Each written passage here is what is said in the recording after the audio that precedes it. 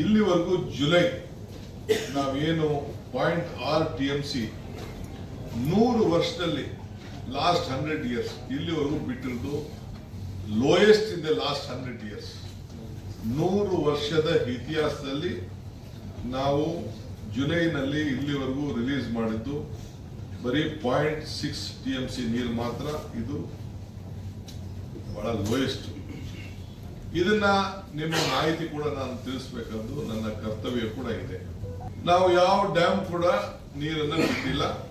ಇದು regular flow ಅಲ್ಲಿ ಹೋಗಿದೆ. ಬೆಂಗಳೂರಲ್ಲಿ ಬಿಟ್ಟ ನೀರು, ಬೇರೆ ಕಡೆ ಮಧ್ಯದಲ್ಲಿ ಬಿಟ್ಟ ನೀರು ಅಲ್ಲಿ ಹೋಗಿ ತಲುಪಿದೆ. ಸೊ ಆದ್ರೂ ಕೂಡ ಇದ್ರ ಮಧ್ಯದಲ್ಲಿ ವಿರೋಧ ಪಾರ್ಟಿಯವರು ಕೂಡ ಕೆಲವು ಸ್ಟ್ರೈಕ್ಗಳು ಮತ್ತೊಂದೆಲ್ಲ ಮಾಡ್ತಾ ಇದ್ದಾರೆ. ನಮ್ಮ ರೈತ ಸಂಘಟನೆಯವರು ಮಾಡ್ತಾ ಇದ್ದಾರೆ.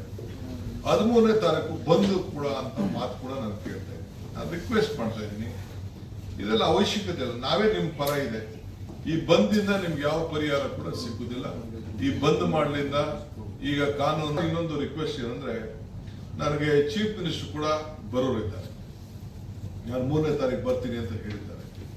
ನಾನು ಒಬ್ಬ ಚೀಫ್ ಮಿನಿಸ್ಟರ್ ನಮ್ಮ ಹತ್ರ ಬಂದು ಚರ್ಚೆ ಮಾಡ್ತೀನಿ ಅಂತ ಹೇಳಿದಾಗ, ರಾಜ್ಯದ ಹಿತಕ್ಕೆ ಚರ್ಚೆ ಮಾಡಿದಾಗ, ಹಿಂದೆ ಕೂಡ ನಾನು ಮುಖ್ಯಮಂತ್ರಿಗಳು ಭೇಟಿ ಮಾಡ್ತೀನಿ ಅಂತ ಹೇಳಿ ನಾನು ರಿಕ್ವೆಸ್ಟ್ ಮಾಡಿದ್ದೆ ಸ್ಟಾಲಿನ್ ಅವರು ಇದ್ದಂತ ಸಂದರ್ಭದಲ್ಲಿ. ಅವರು ಅದಕ್ಕೆ ಅನುಮತಿ ಕೊಟ್ಟಿರಲಿಲ್ಲ. ಮಧ್ಯೆ ಅವರ ಎಲೆಕ್ಷನ್ಸ್ ಬಂತು. ಸೊ ಆ ಎಲೆಕ್ಷನ್ ಬಿಸಿಲ್ ಅವರು ಇದ್ರು. ಸರ್ಕಾರ ಕೂಡ ಬದಲಾವಣೆ ಆಗಿದ್ದಾರೆ. ಈಗ ಹೊಸ ಚೀಫ್ ಮಿನಿಸ್ಟರ್ ವಿಜಯ್ ಅವರು ಬರ್ತೀನಿ ಅಂತ ಹೇಳಿ ಅವರ ಟೀಮ್ ಲಿಸ್ಟೇ ಕಳಿಸ್ಕೊಟ್ಟಿದ್ದಾರೆ. 5-6 ಜನ ಮಿನಿಸ್ಟರ್ಸ್ ಬರ್ತೀವಿ ಅಂತ ಹೇಳಿ. ಸೊ ಅವರು ನಾವು ಫೋನಲ್ಲೂ ಕೂಡ ಈಗಾಗಲೇ ನಾನು ಹೇಳಿದ್ದೇನೆ, ಮಾತಾಡಿದ್ದೀನಿ ಅಂತ. ಸೊ ನಾನು ಈ ವಾತಾವರಣದಲ್ಲಿ ಅವ್ರನ್ನ ಕರೆಸಿ ಬೇರೆ ಯಾರೋ ಕೂಗೋದು ಮಾಡೋದು, ಪ್ರತಿಭಟನೆ ವ್ಯಕ್ತಪಡಿಸೋದು, ಈ ಟೈಮಲ್ಲಿ ನನಗೆ ಯಾಕೋ ಸಮಾಧಾನ ಕಾಣ್ತಾ ಇಲ್ಲ. ನಮ್ಮ ನಡ್ಕೊಳ್ತಾ ಇರುತ್ತೆ ರೀತಿ. ದಯವಿಟ್ಟು ತಾಳ್ಮೆಯಿಂದ ಇರಬೇಕು. ನಾನು ಈಗಾಗಲೇ ನಿಮ್ಗೆ ಹೇಳ್ತಾ ಇದ್ದೇನೆ, ಈ ಮೇಕೆದಾಟು ಏನು ನೀರಾವರಿ ಇದೆ, ಈ Mekedatu balancing reserve, this is more helpful to Tamil Nadu then Karnataka.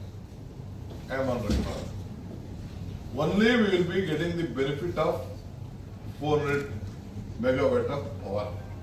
ಮಾಧ್ಯಮದವ್ರಿಗೂ ತಮಗೂ ಕೂಡ ನಾನು ರಿಕ್ವೆಸ್ಟ್ ಮಾಡ್ತೀನಿ, ನೀವು ಕೂಡ ರಾಜ್ಯದ ಹಿತಕ್ಕೋಸ್ಕರ ತಾವು ಎಲ್ಲ ಸಂದರ್ಭದಲ್ಲೂ ಕೂಡ ತಾವು ಸಹಕಾರ ಕೊಟ್ಟಿದ್ದೀರಿ. ಮುಂದಕ್ಕೂ ಕೂಡ ತಮ್ಮ ಸಹಕಾರ ಕೂಡ ಅಪೇಕ್ಷೆಯನ್ನು ಮಾಡಿಕೊಂಡು ನಾವೆಲ್ಲ ಕಾಯ್ತಾ ಇದ್ದೇವೆ. ಸೊ ನಾಳಿದ್ದು ಆಲ್ ಪಾರ್ಟಿ ಮೀಟಿಂಗ್ ಆದಮೇಲೆ, ಮುಂದೆ ಒಂದು ತಳಿಯಾದಂಥ ವಾತಾವರಣ ಆದಮೇಲೆ ನಾನು ಚೀಫ್ ಮಿನಿಸ್ಟರ್ಗೆ ಒಂದು ಟೈಮ್ ಕೊಡಿ ಅಂತ ನಾನು ಅವ್ರಿಗೆ ಬನ್ನಿ ಅಂತ ಹೇಳಿ ನಾನು ರಿಕ್ವೆಸ್ಟ್ ಮಾಡ್ತೀನಿ.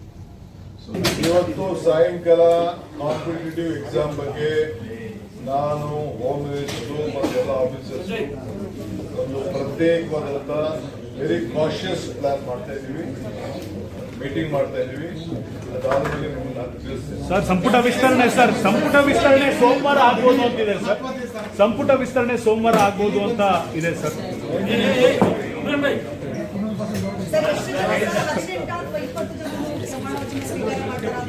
ರಾಜ್ಭವನಲ್ಲಿ ಸಿದ್ಧತೆ ಮಾಡ್ಕೊಳಕ್ ಹೇಳಿದ್ದೀನಿ.